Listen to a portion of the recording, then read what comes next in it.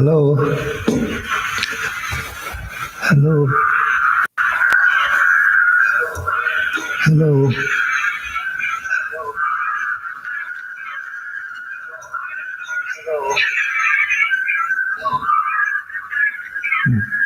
Mm, yeah, okay.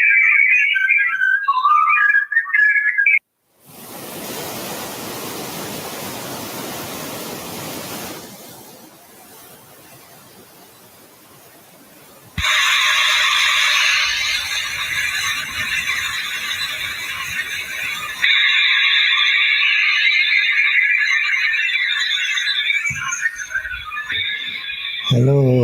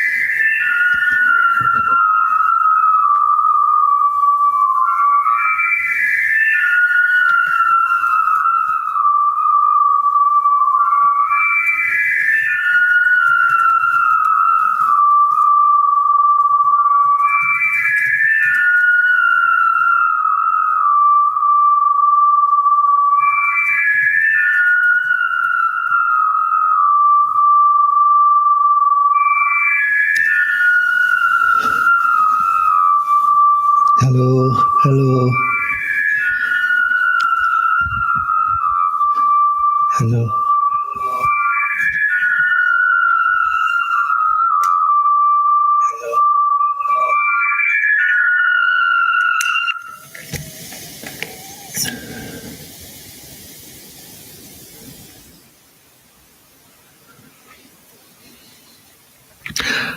Now we were getting sound, so let me see.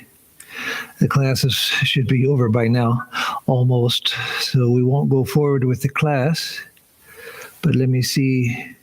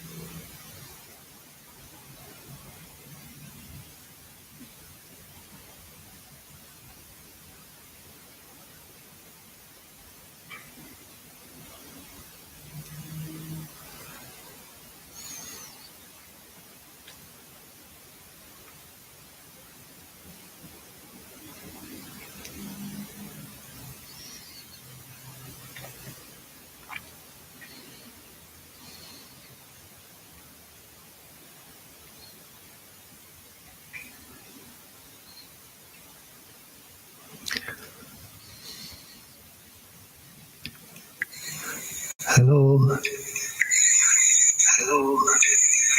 Hello. Now it's.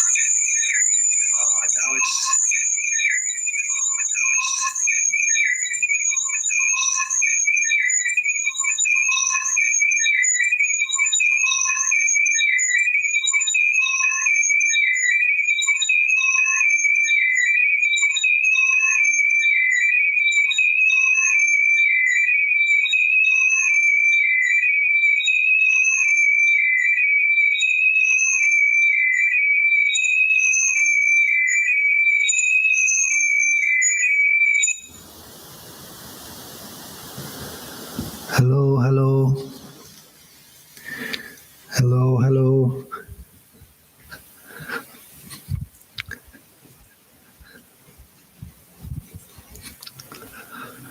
Hello, hello.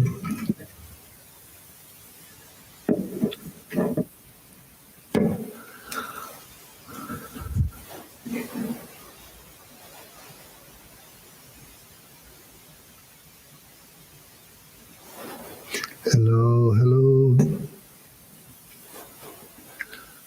Hello, hello. Hello, hello.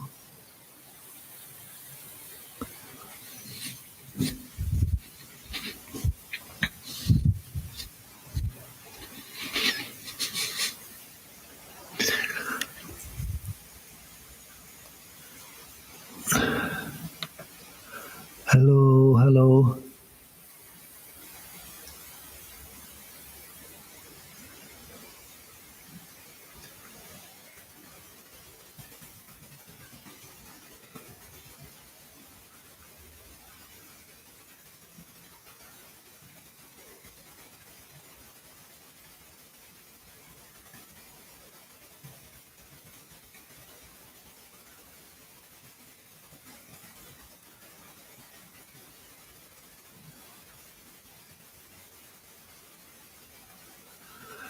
Hello, hello.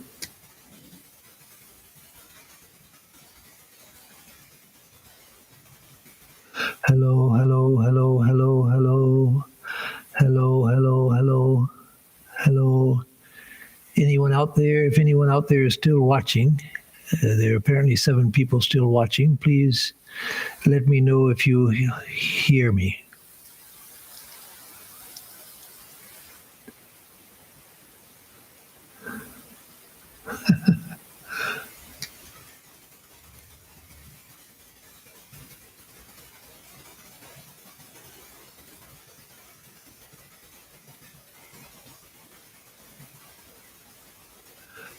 Okay, so Swapna, you can hear me clearly saying hello. You can hear it. Is there background, a lot of background noise? Okay. Okay, so you can hear me now. Um I will, since some of you are still there, let us have a very brief gospel class so that you will not have come just for watching technical problems. So, assuming I'm not going to turn this on or my phone because both give feedback. And oh, there's the mute button. So let me turn this back on. Let me get this back on. So at least I can see now how to bring it back up. So at least I can see if there is a problem. There we go. And then mute.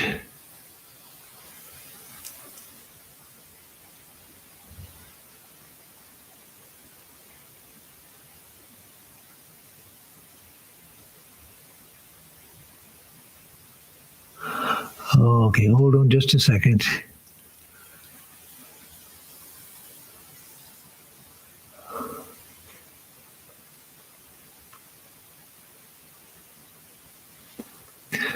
Now,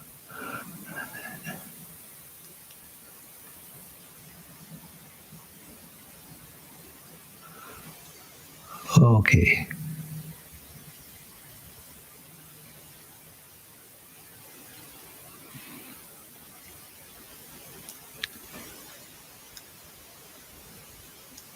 Now I think I am muted.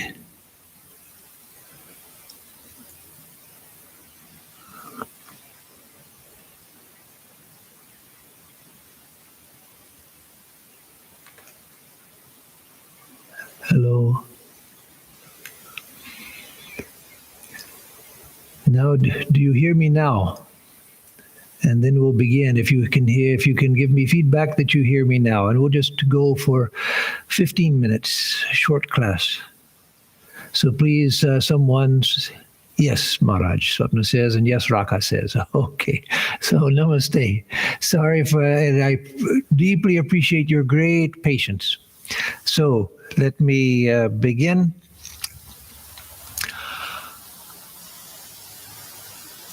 Om Sarva Jiva Papanashakaranam Bhaveshwaram Swikritang Jagarbhavasa Deha Pashamidrisham Yapitam Swalilaya Jayena Divya Jivanam Yapitam Swalilaya Jayena Divya Jivanam Tannamami Deva Deva Ramakrishna Ishwaram. Om Shri Vivekanandari Satchishya Supujitaya Shri Sharada Devya Virata Sevitaya Shri Ramakrishna Paramahamsaya Avatara Varishtaya Chate Namaha. Om Tavakatamritam Tapta Jivanam Kavibhiriditam Kalmashapaham Shravanamangalam Shrimadattatam Bhuvi Grinanti Ye Bhurida Jana. So we are in the midst of Friday, March 9th, 1883, in the New York edition of the Gospel of Sri Ramakrishna. It's in the lower third of page 185. 185, in the chapter The Master's Birthday Celebration at Dakshineshwar. Sri Ramakrishna returned to his room with the devotees. Looking at a picture of Yashoda on the wall, he said, "It is not well done. She looks like a garland seller." Yes, and that's the way I feel about many pictures I see. Sri Ramakrishna, of course, had a very sharp eye, and he had a very artistic eye. Plus, he had a deep knowledge of what spirituality and spiritual people and spiritual moods look like. He could tell at a glance whether something expressed the proper mood or not. And so obviously this picture of Yashoda was not at all to his liking. I have the same problem with many of the touched up photographs of Sri Ramakrishna, Holy Mother, and Swamiji. I can't bear most of them. Some of them are very good. Some that are just colorized, but are the actual photograph, but colorized. Some are done extremely well. But the ones where they try to smooth out the features and add a little artistry, I can't bear them. So I can, from my much lower level of perception than Sri Ramakrishna's, I can fully appreciate what he says here. The master enjoyed a nap after his noon meal. Adhar and other devotees gradually gathered. This was Adhar's first visit. He was a deputy magistrate and about 30 years old. 30, and he was a deputy magistrate. Adhar to the master. "Sir, I have a question to ask. Is it good to sacrifice animals before the deity? It certainly involves killing." So now that, of course, is a natural question that arises in many people's minds nowadays. Even in Dakshineshwar now, they have stopped animal sacrifice. And so the present current of thought seems to be against it. But of course, in Sri Ramakrishna's time, it was very prevalent in temples to the Divine Mother. In Shakta temples, it was very prevalent. I once, when I was a brahmachari in India at the training center, I made a casual offhand remark about the animal sacrifice at Dakshineshwar, and somewhat making a little fun of one aspect of it, the crudity, what appeared to me as the crudity of it. And a South Indian brahmachari from the Chennai Center, who I thought, he being a South Indian, he being a very orthodox South Indian, he would certainly not like the animal sacrifice. So I expected a laugh, or at least a positive comment from him.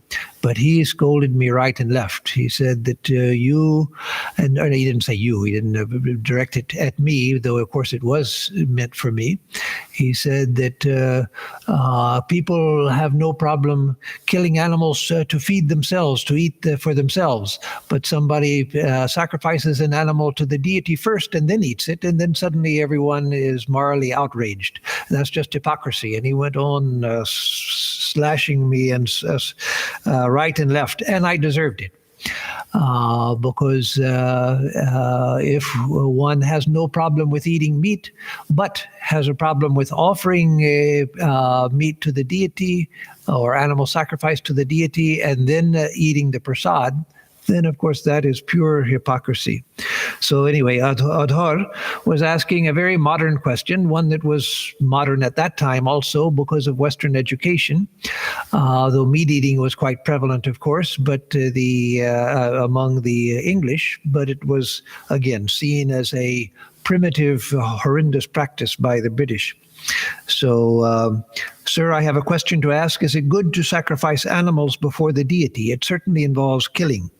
Master, the Shastra prescribes sacrifice on special occasions.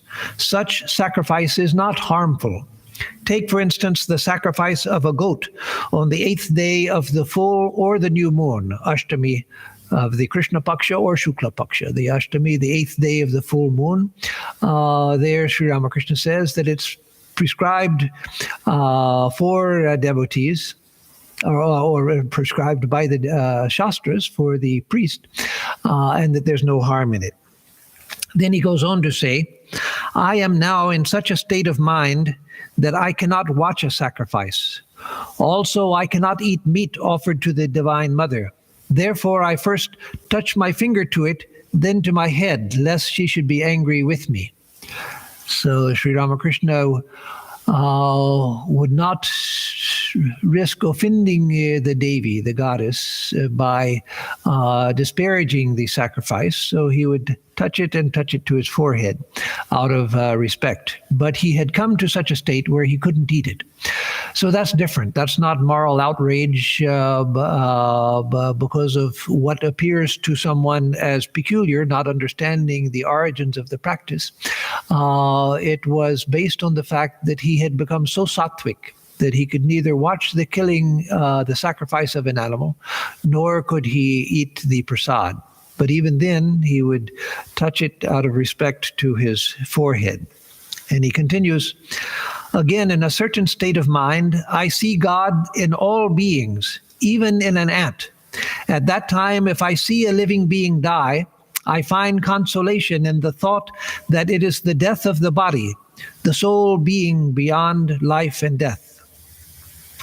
So even seeing the death of a living being like an ant, even that he would have to find consolation in the fact that, yes, the consciousness within the ant is released from that form, because the self of all creatures is not subject to birth or to death.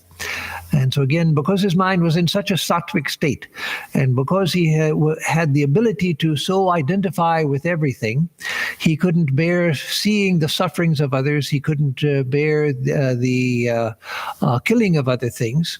But he would keep his mind steady in the midst of the life and death drama of ordinary daily life by reminding himself, or the fact that he knew experientially, that for the self there is no death. Then he goes on, one should not reason too much. It's enough if one loves the lotus feet of the mother. Too much reasoning throws the mind into confusion. You get clear water if you drink from the surface of a pool. Put your hand deeper and stir the water and it becomes muddy. Therefore, pray to God for devotion. Now, that's very true. That's a very wonderful teaching. We have to understand it properly, because in the beginning of spiritual life, there's every reason to inquire, to question, to try to figure things out, to try to understand. But once we have faith that God is, and that my purpose is to come to God, then all of that reasoning only disturbs the mind. Trying to figure out the subtleties and getting lost in the intricacies of philosophy and so forth.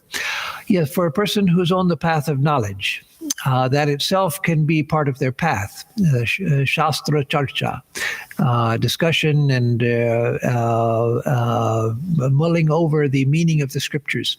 But for a person on the path of devotion, once you know where it is that you're to go, then to get the mind constantly stirred up with doubt by wondering, well, is this right? Is that right? Is this true? Is that true? Then it only impedes our devotion. So there's a place later in the gospel where Sri Ramakrishna pleads with him, please promise me that you won't reason anymore. And that's because M was on the path of devotion. And he knew, he already had deep faith in Sri Ramakrishna. He had deep faith in the existence of God. He had deep faith in the possibility of realizing God because he had a perfected master. And so for him, there was no need for reasoning. That was only something that would impede him. And for those who might think that, well, that's very different from Swami Vivekananda, who told us to reason everything out. Oh, yes, Swamiji also, he said, reason everything out, believe once you have understood, and only accept once you've understood. But, he said, in places such as Raja Yoga, in his lecture on discipleship and other places, once you have understood and you have got your compass in the right direction, then don't go on reasoning after that. Then move forward with single-minded devotion towards the goal, whether you're on the path of knowledge or the path of devotion. Then we have to avoid such botherations. And that's a very interesting analogy. The surface of the water in a little puddle or in a small pond is clear, and if you sip the water from the top of then you get clear water. But if you put your hand in and start stirring things up, then you only get muddy water.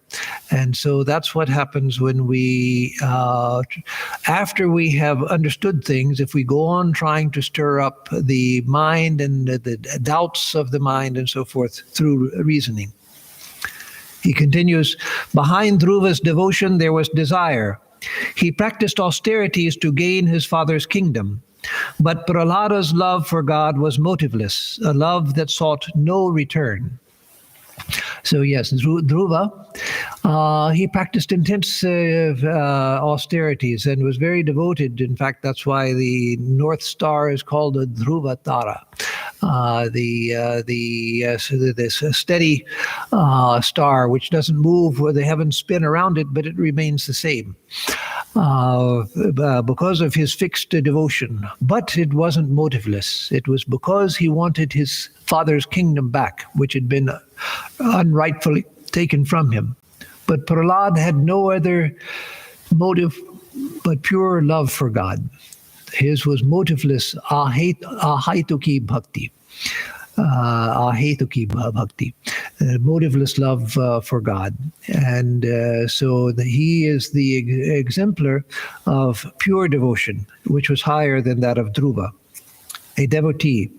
How can one realize God, Master?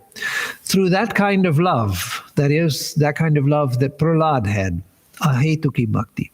but one must force one's demand on God. One should be able to say, "O God, wilt thou not reveal thyself to me?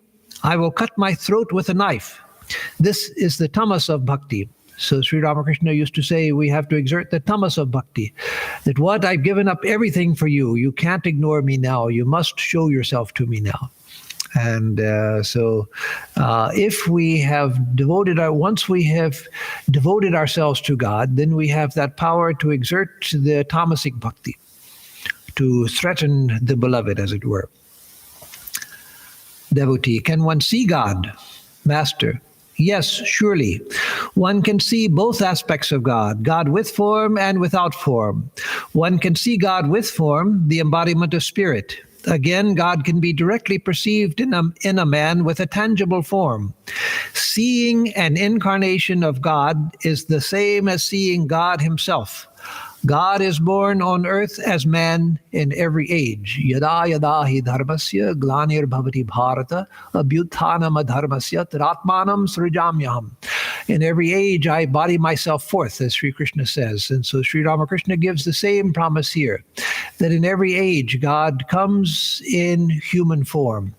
For the liberation of the good, for the destruction of evil, and for the maintenance of dharma. So Sri Ramakrishna gives that assurance here, that which Sri Krishna gave several thousand years ago. And also he says that to see an incarnation of God is to see God. That's an extraordinary statement. That means that those who saw Sri Ramakrishna, those who saw the Holy Mother, they had the benefit of having seen God. Did all realize it? No. There were those many people who were steeped in ignorance. They didn't know what they were seeing. But for those who knew what they were seeing, that was the direct vision of God. And if they had gone far enough, that itself would be enough to take them eventually to liberation. And so this is a wonderful statement that seeing an incarnation of God is the same as seeing God himself. So we will end on that note for today. This was a short, well, not a short class, it's a long class, but most of it was taken up with technical difficulties. I'm sorry for that, but I appreciate your patience. And right now I don't have the sound on to see that the sound is coming through, but no one has written that it stopped. And so I assume that the sound continued till now. And so I appreciate your patience in staying with the process, and I'll close with the chant. Before the chant, let me just say that on Sunday we will have a lecture, and next week we'll have the classes as usual. And now each time I'm learning a little bit more about the system we have, and so hopefully next time it will be error-free. The only thing I did, which finally made it work after nothing else worked, was I unplugged the Shure transmitter and plugged it back in, and then suddenly everything worked. So God knows why. Or as the Veda says, maybe even he knoweth not. So if anyone knows, God knows why. So a closing chant.